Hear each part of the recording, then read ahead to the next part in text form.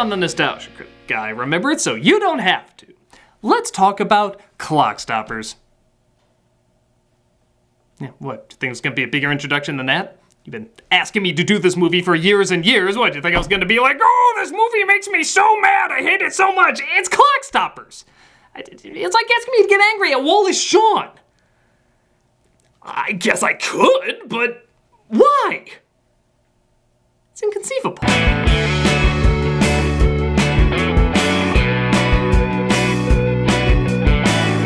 The 2002 Nickelodeon film featured an idea that had been done plenty of times on TV, but never had an entire film focused on it. The idea of moving so fast that everything else around you seems to be still. I'll admit, I was kind of interested when I saw it was directed by Will Riker himself, Jonathan Frakes, the director of easily the best Star Trek Next Gen movie. The film came and went pretty quick at the box office, but has gained a bit of a cult following over the years. Enough that people have been asking me for a long time to look it over. Now, don't get me wrong, there's certainly stuff to critique and make fun of, but I'm not gonna act like this is a get angry at the gods kind of movie. So speaking of which, Critic, are we needed for this? Yeah, I brought the chart guy suit if you needed it. Well, I did have a very expensive sketch idea where you two fly in on a giant eagle of not caring, spell out in flaming letters why you don't think you should be in any sketches, and I'm just gonna assume the next time I look up, you two will have taken the day off. Yeah, I don't blame you. By popular demand, here's Clockstoppers. So seeing how this is the early 2000s, let's shove down your throat what producers thought was the hottest trend at the time: spy stuff. Yet for some reason, Hollywood thought spies were the biggest thing for a long time. Yet I never saw any kids or adults really going that apeshit about it. Unless Kim Possible's gonna say, what's the sitch, I don't think this is as big a hook as you think it is. The film opens with the ultimate stamp of approval, French Stewart, trying to get on a plane dressed as every suspicious killer known to man. I need a vacation, real bad. He demonstrates how a bill is turned into a law, but literally experiences pullback before he can buy the person's ticket.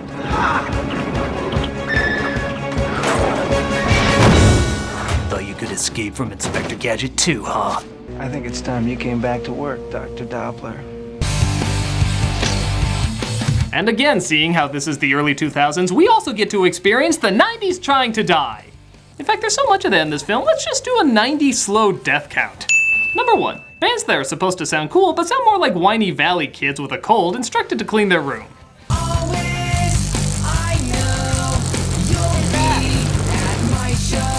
Come on, Mom, you're so lame! We get a glimpse of our main character named Zach. He likes buying things from an antique store and selling them on eBay for double the price, presumably so he can get this car he has his eye on. I'll give him points for showing all that visually without any dialogue, but deduct a point because it almost never comes into the goddamn story. Yeah, in the tapestry of the plot, this thread is literally the size of a thread!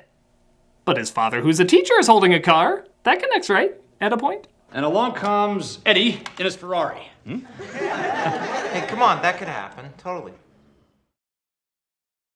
Okay, I already wish the movie was about him.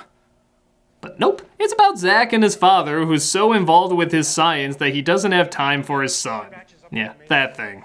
You remember Earl Doppler, don't you? He's one of the best students ever to pass through here. Freak who used to come over and eat a lot of potato salad. He isn't right? a freak, he's a little eccentric. You know, Egon, this reminds me of the time you tried to drill a hole in your head. Let's just say that, hypothetically speaking, it were possible to accelerate your molecular structure until the rest of the world seemed as if it were standing still. Cool. Does it also have the power to mute the soundtrack? What happened there? He meets up with his friend named Meeker at paintball so they can partake in zany black friend antics. A bicky, a go Meeker, a go Meeker. Gonna get face. Biggity big, hey. Yeah, let's be honest, that cliché's never gonna die. But Zach gets the hots for a Venezuelan girl named Francesca. She goes to our school? It's gotta be good for attendance. I'll just assume that was meant to be taken exactly how you're taking it. Excuse me. Hi, do you have the time? Yes, not for you. So maybe you need somebody to show you around. I tried to be brave, exploring the town all by myself, when all I really want is to be giving my love to the very first bozo who wants to know their time. I know you're turning me down, but after looking at the script, you are gonna do exactly what you just said you're gonna do, right? Zach then goes home to his economically struggling family, who get by on the low paychecks they save up. No, I'm just kidding, they're rich. You're so lucky you're an only child. I think the real time stopper is in her hairdo. Why don't we rework our counter there? No, this doesn't feel right. Let's get this back on track. Much better. Man! Oh, I'm teenage boying, Dad. It's my itinerary and hotel in case you need to get in touch with me. Have fun with your science friends. Zach is still having trouble connecting with his father, which disturbs his mother, Julia Sweeney. We'll work it out when I get back. There's actually more truth to that than you know. The two of them don't address this connection again until the last 12 minutes of this movie. I guess the best way to identify not having him there is literally not having him there. But come on, we just figured out how to do matrix effects so much we can put it in kids' films. When are we gonna be able to show that off? Well, it turns out Stewart is a scientist who's forced to use the time-hacking device to figure out how to perfect it for an evil government baddie played by Michael Biehn. The only man to die in cinema more than Sean Bean. In fact, even their last names kind of sound alike. Actually, why do we never see him in the same room? Old man Bean! Uh-oh! Give Stewart some credit, as he's actually playing this role a little less goofy than he usually does, as a tortured scientist who's turning older the more he uses the device. In fact, it's actually Bean, the serious actor, who's acting a little bit more goofy in these scenes. I sent him the watch. You idiot! I want that watch back. Good lord, you could use his teeth as a vegetable cutter! Those suckers are killer! I mean, I'm still waiting on some data from a friend. A friend? You can trust this guy. Don't make me perch my lips like I'm gonna blow a whistle again! But even bigger troubles are afoot as Zach and Meeker go up against some bullies. They're tripping on some bad lunch meat? I said bullies. Can you two move out of the way so I can see where the bullies are? Hey, yo. I ain't on him, all right? Oh, wait. They're the bullies? Are you sure they aren't the practice bullies before they go up against the real ones? I'm quite positive you could very easily kick their asses. It's like fighting Stephen Baldwin from Biodome and that guy who ran Mondo Burger. This is not particularly threatening.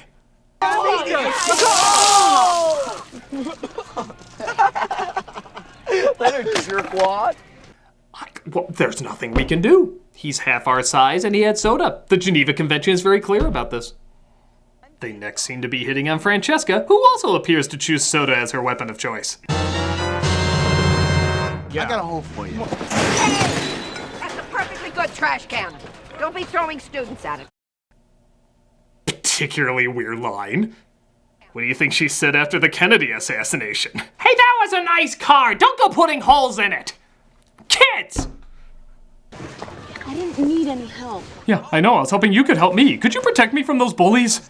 So Zach shows his thanks for helping him up by inviting himself over to her house where she says he can help her with gardening. Because she's clearly dressed for that. But earlier, Zach stumbles across his dad's inventions, mistaking it for junk, and takes away a watch that, you guessed it, makes him go super fast, making everything else seem slow. And echoey for no reason. Go, get out of here. I'll make you kick your ass. Does over-the-top fake karate count? Okay. He thinks the animal is dead, but when he zaps out of hyper time, it's alive and well. Oh yeah, miss, I don't need your help. When a threat's a brewing, you sure know how to wave your wrists and go eee! You have the badass qualities of a housewife from a Tom and Jerry cartoon.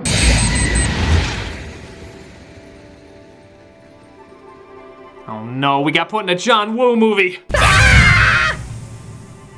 Soon they discover they can both use the watch to move super fast, and again, to this movie's credit, they use it pretty much the way any kid would use it. Acting like little assholes. There's that woman who's always giving me parking tickets. Look at her. She writes them before the meter even expires. Let's put her in front of a moving car! Shall we? Make it so, number one. What? We have Star Trek in Venezuela. Do it. There's only so far your first contact cred can go, Xanatos. Of course, insanity ensues to the wrongdoers. Francesca's skirt almost gets us a PG-13, and they're off to see their friend Meeker take on the bullies at a record scratching competition. Oh, just throw 20 on there. I don't have time to count them all. But it turns out Meeker really sucks at record scratching. So, Why would you enter a contest you know he'd be awful at? He really is not very smooth, is he? Yeah, that's a shame. Now DJ Beaker, that would be a jam.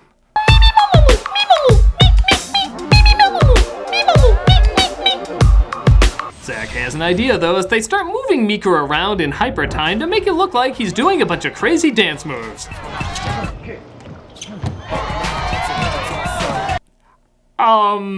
Tango Preguntas? The watch makes them move fast, not be invisible. If he moved at the speed they were showing, all people would see is a blur and his brain probably fall out of his ears. Second, does Meeker just think he's possessed? He's smiling and having fun, but I'd be like, the devil is in me! I am the beginning of his evil reign! Third, how are they even keeping in beat with the music if they're moving at different time lengths? They sure are keeping step pretty good. Fourth, those pants. I know that doesn't connect as much, but you look like a midlife crisis on the lower half of Bill Murray. No, don't count that. I don't know what that is.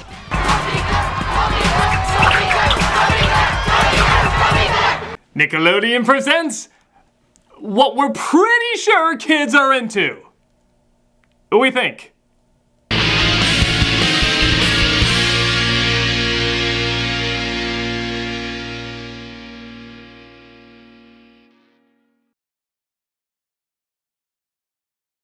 Hey guys, just a reminder, C2E2 is this weekend in Chicago, and I will be at booth 387 saying hi to everyone, so come on by and say hello.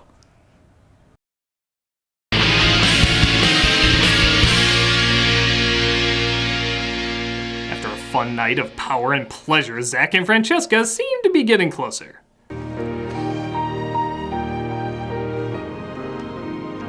What? I wanted to kiss you. Well, yeah, we kind of put that together.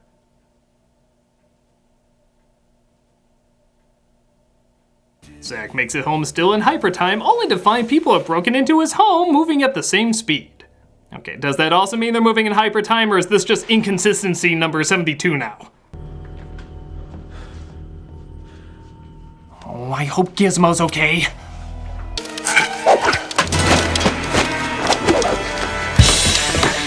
While you were showing off, I ran away! Idiot! He comes across Stuart, though, who tries to get the watch back while also trying to escape the bad guys.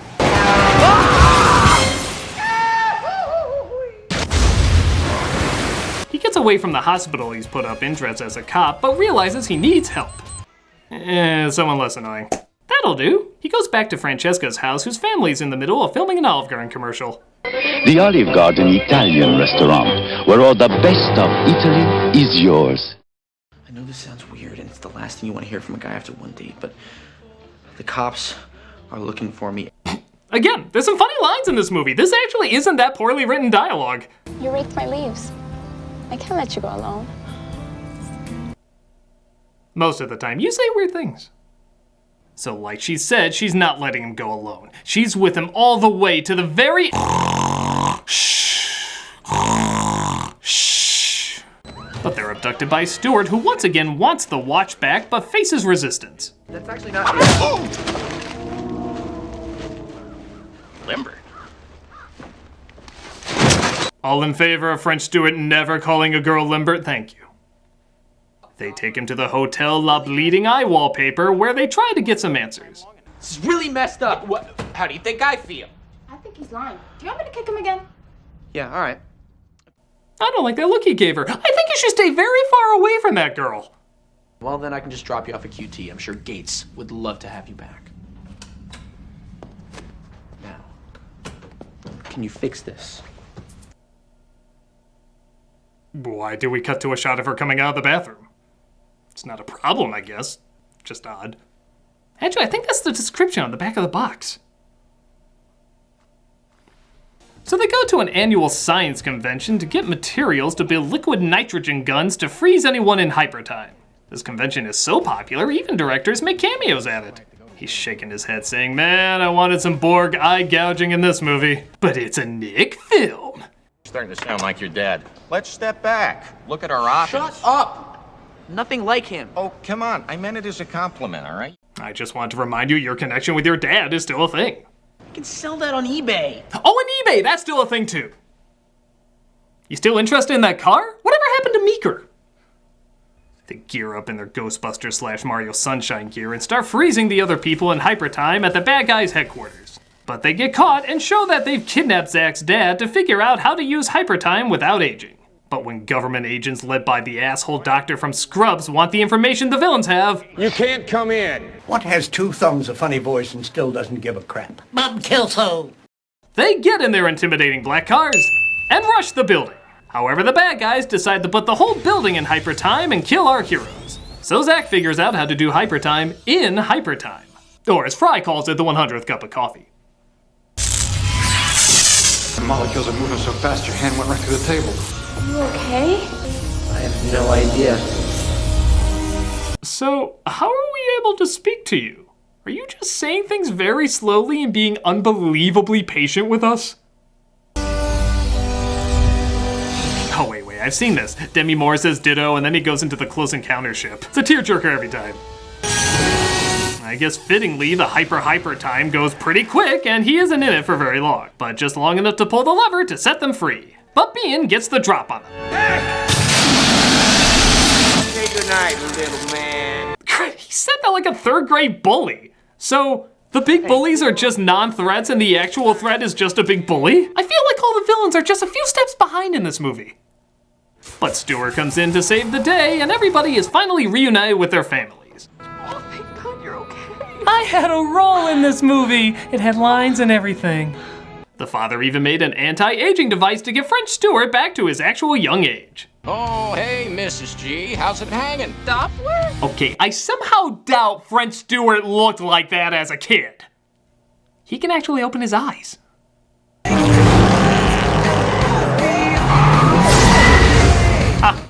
Soon the world will know our wrath. Mercy is for the dead! So that was Clockstoppers, and it's really not that bad. The biggest flaw is probably its main characters, who are written a little too generic. And once in a while there's a science detail that even in a kid's film is a little distracting.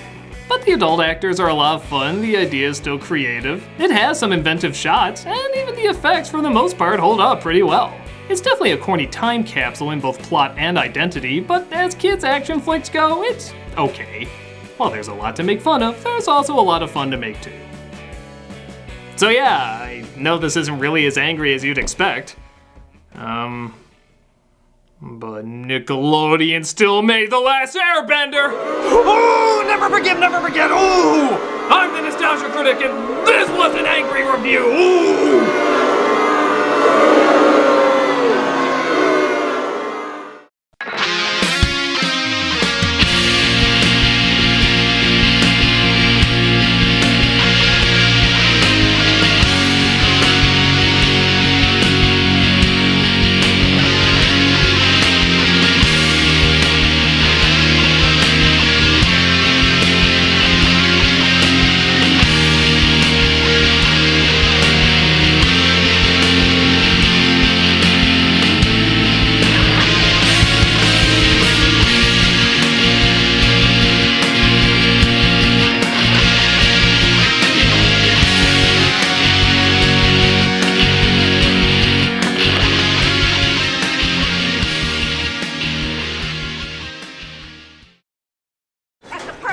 Trash can.